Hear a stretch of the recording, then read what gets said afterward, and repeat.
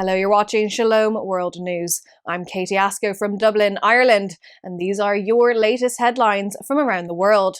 The Vatican's permanent observer to the United Nations has sought joint efforts to foster globalization in solidarity and constructive dialogue in recognizing the inherent dignity of every human being, especially Indigenous peoples. The prelate was addressing the 51st session of the Human Rights Council in Geneva.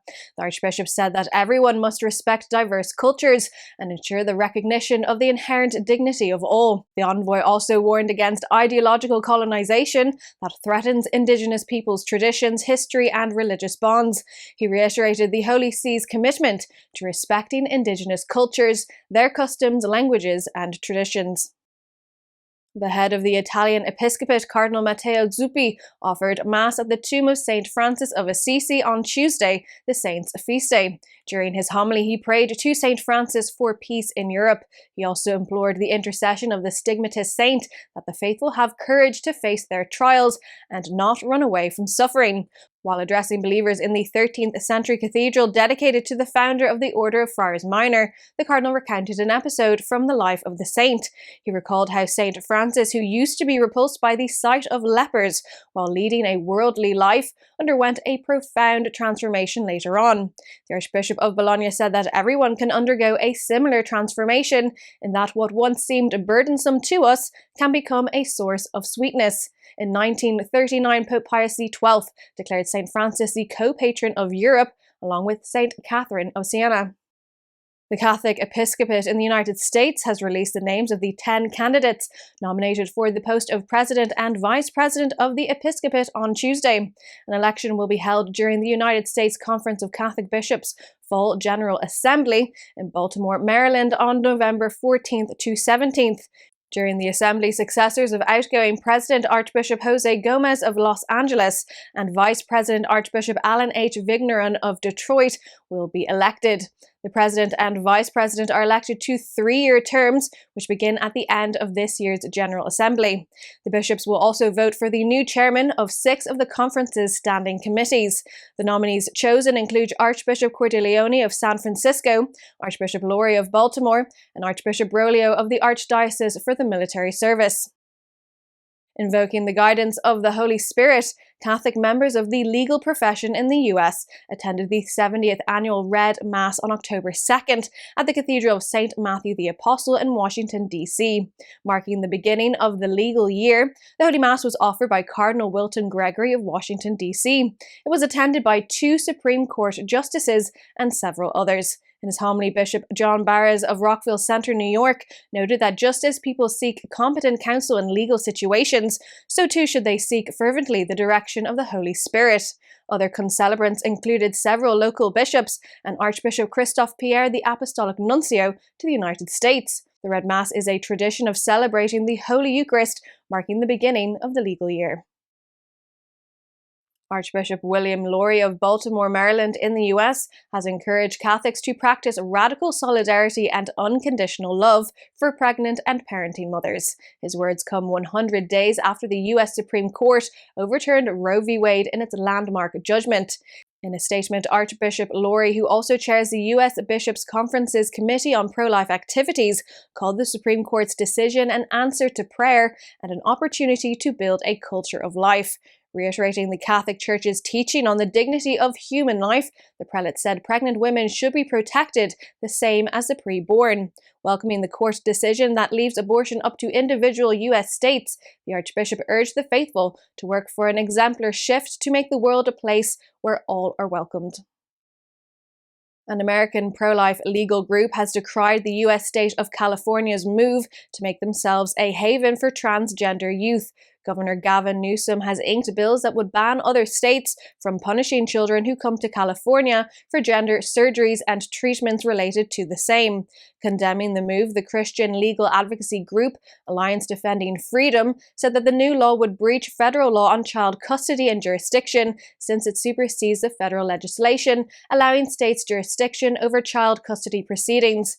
The law would also undermine parents' fundamental rights to govern the upbringing of their children, as it would deny a parent's right to access medical information on their child.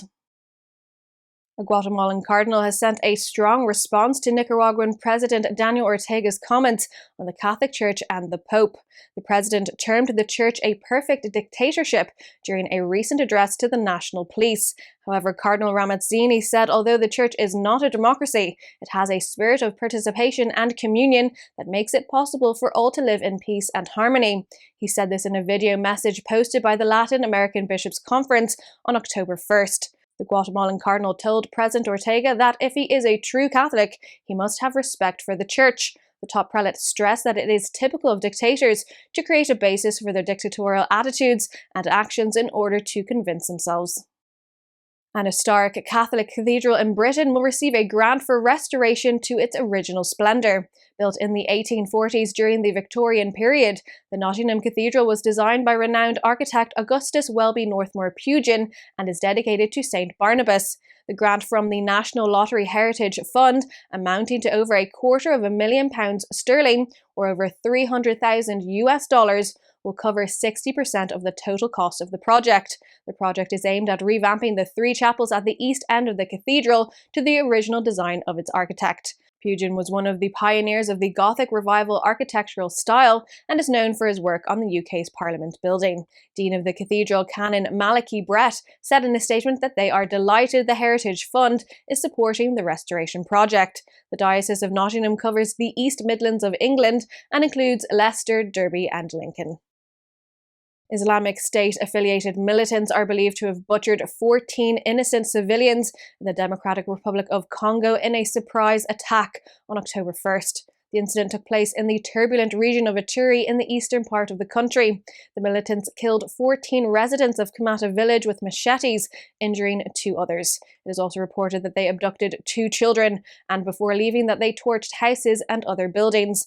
Investigators say that the insurgents belonged to the Allied Democratic Forces.